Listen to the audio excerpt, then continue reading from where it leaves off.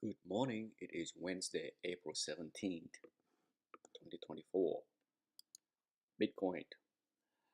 It is in the zone by the dip. Hard stop if it fall below 59,800 for me. If that's the case, then that's what happened. But for now, it is in the low range of the zone of the 50 MA. I'm just going to follow the TA here.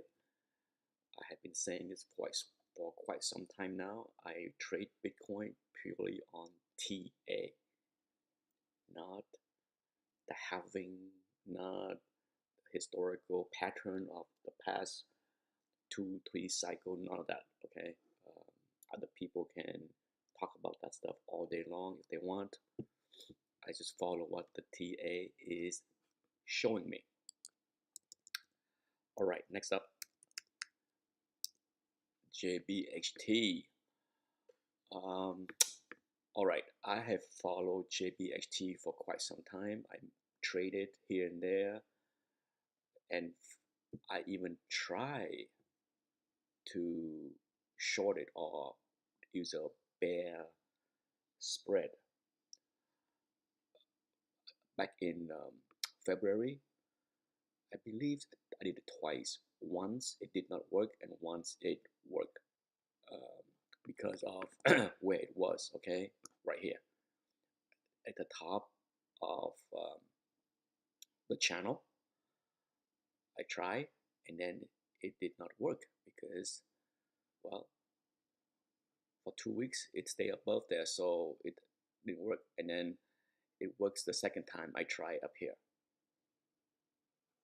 But wow, wow, okay. Was I surprised? No. Many of the transport I did not understand on why they are so strong, because I have been on the camp. I have been on the camp to say that the strength in consumer data is misleading. If you look at month over month, year over year, you see consumer strength as in up, 3%, 4% year over year. That's mostly because of inflation. And let me go on a tangent here a little bit about the problem with this economic cycles over previous economic cycle. Part of it is the pandemic, the psychology of the consumers, and part of it is because of the way corporate finance allow consumers' bad behaviors to continue, mainly buy now, pay later. In previous economic cycles where those things did not exist, whether it's a firm, PayPal, and there's 2 or 3 other services that offer the same thing as far as buy now, pay later. When consumers are stretched, when they met the limit, they can't. They literally cannot go beyond their limit. Now, this past few years, especially now, buy now, pay later allow consumers to stretch it another step further. So we have this failure of consumers to stop businesses from raising prices. Here's what I'm talking about. Let's say you run a business and and take this from a micro level to macro level, all right? If you have a business and you see business declining, say 10%, and you raise price by 10% to make up for the shortfall in revenue and profit. Now, if failing business drop by 10%, but raising price by 10% maintain that level of business to maintain your profit margin and revenue, then it's all good. But it will show a flat year over year kind of numbers, right? If you think about it, step back and think about the example I just gave you. But If you have a drop in 10% of business and you raise your price by 10%, but going forward, only 8% of your business go away. Your prediction at the time when you raise price by 10% didn't hurt you. It actually grow your business because you raise price by 10% because you thought you're going to lose 10% of your business because sales was slowing. Unit sales was slowing, but it end up you're growing. And that's what basically what is going on. We have falling unit because if you look at wide range of business from whether it's Pepsi, Coke, Budweiser, you name it, across the board you have unit decline year over year. But because raising prices have more than make up that, it create this full strength in consumer spending. The bottom line is consumers are not slowing down enough to offset corporate greed. Hopefully that makes sense. And JBHT, JB Hunt, is a perfect example of that. They are trucking, okay?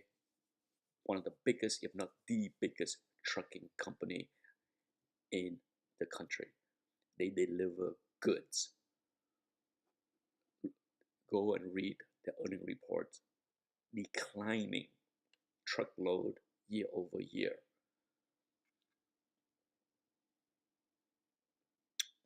There is, if you look at JB Hunt, that's what you get in a recession.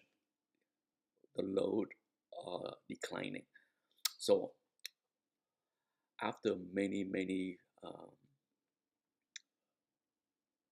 failures in lessons,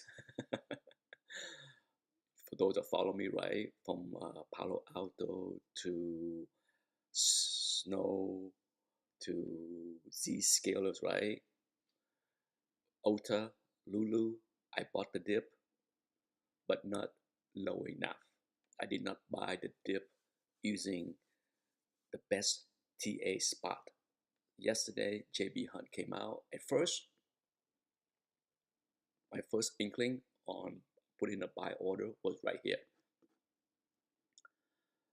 The low of the gap up at like 176-ish, right? And then I look at it, I'm like, why? Why would I do that? The number is ugly. Guidance not good. Why would I put myself at that risk? Why not do the gap fill at 174-ish? And then I look at the chart and I said to myself, why would I do that? Why not use the most common sense channel low, 172-ish? And that's what I did after hour. Now, does that mean that I'm going to catch the bottom? No. I just grab a few shares for a quick trade, right? The risk is worth it, but it's a few share. It's not a big deal. If I'm wrong, I get stopped out right at 170.15. Okay, so I put a tight stop. I'm disciplined. Why 172? Channel low. Let's span back 3 years. Look at that. Okay, bounce, bounce, bounce, right? And it kind of lined up with the 200 weekly moving average. So yeah, I like that spot. And for once, I use my brain and pick the most logical step. I would say it's the best spot, most logical step, okay, in putting in a buy order there. So for now, we'll see how it opened.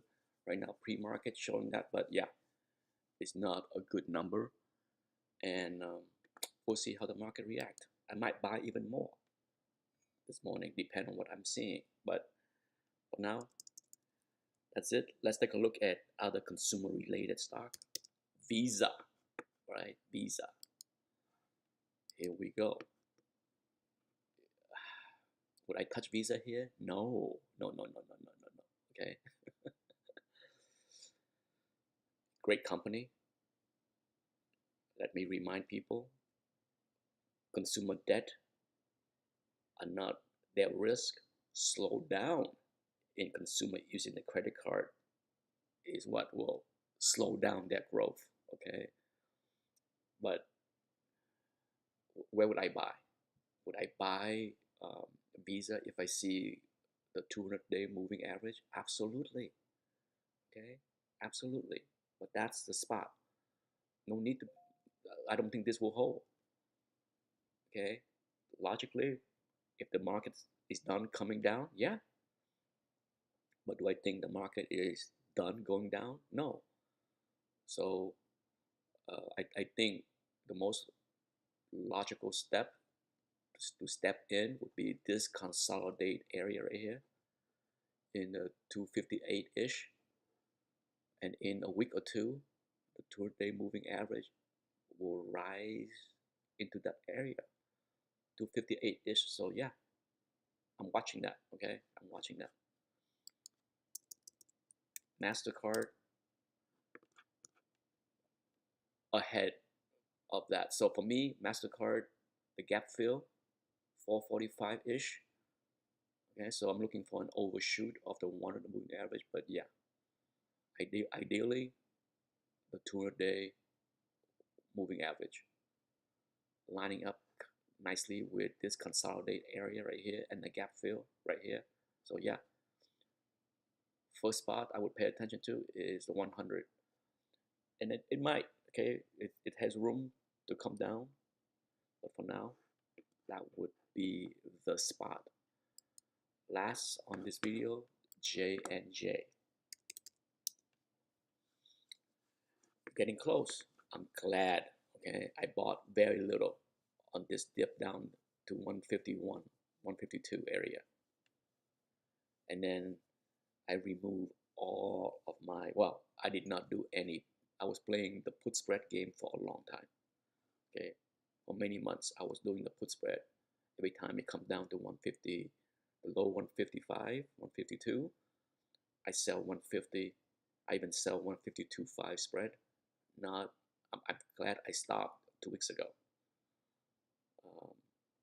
But I'm keeping my eye. It hit 52-week low, channel low 141.5, 142 area. Yeah, that's the spot, right? If you want to buy the dip, look, bang, bang. Yeah, JNJ 141.5, 142, channel low. Okay, channel high, channel high, channel high. If you respect the channel, then buy the dip 141.5, 142. Yes, that's where my order is to nibble some shares. Good luck today. It's gonna be an ugly week. If you raised cash last week, use them. Later.